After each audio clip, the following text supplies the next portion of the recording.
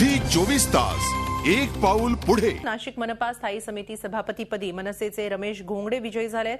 घोंगडे 10 विरुद्ध 6 मतांनी विजयी झाले। शिवसेनेनं मनसेला पाठिंबा दिला। या नव्या राजकीय समीकरणांमुळे शिवसेना भाजप मनसे विशाल युतीची नांदी ठरतीये। नाशिक मनपामधली ही सध्याची ताजी घडामोड आहे ती म्हणजे नाशिक मनपा स्थायी सभापतीपदी मनसे उमेदवाराला शिवसेनेनं पाठिंबा दिलेला आहे। त्यामुळे शिवसेना भाजप मनसे या अशा विशाल नांदीची जी गेल्या काही दिवसांपूर्वी चर्चा होती त्याची ही नांदी ठरू शकते। आपण याबाबत अधिक माहिती घेऊया आमचे प्रतिनिधी मुकुल कुलकर्णी यांच्याकडून। मुकुल, मनसे उमेदवाराला शिवसेनेनं पाठिंबा दिलेला एक नवं समीकरण पाहायला मिळते आहे आणि हे समीकरणच कुठेतरी भविष्यात एका विशाल युतीची नांदीही ठरू शकते। काय अधिक माहिती आहे, कशी झाली ही विशाल युती?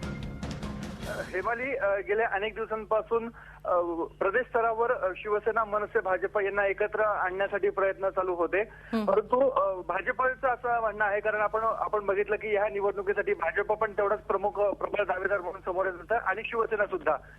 आज सकाळपर्यंत निर्णय होत नव्हता नेमका कोणता उमेदवार पुढे करायचा आणि कोणाला पाठिंबा द्यायचा। आज सकाळी भाजपनं माघार घेतली, त्यानंतर शिवसेनेच्या नगरसेवकांनी माघार घेतली आणि सर्वानुमते एक मनसेच्या उमेदवाराला पाठिंबा देण्याचा असा निर्णय घेण्यात आला। त्यानुसार आजची ही निवडणूक प्रक्रिया पार पडलेली आहे। भाजपने असं स्पष्ट मत दिलेलं आहे की प्रदेश स्तरावरून हा संपूर्णपणे निर्णय झालेला आहे।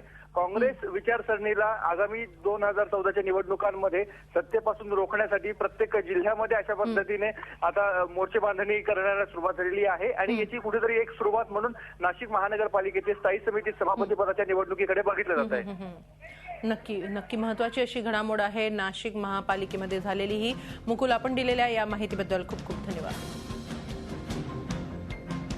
झी 24 तास एक पाऊल पुढे।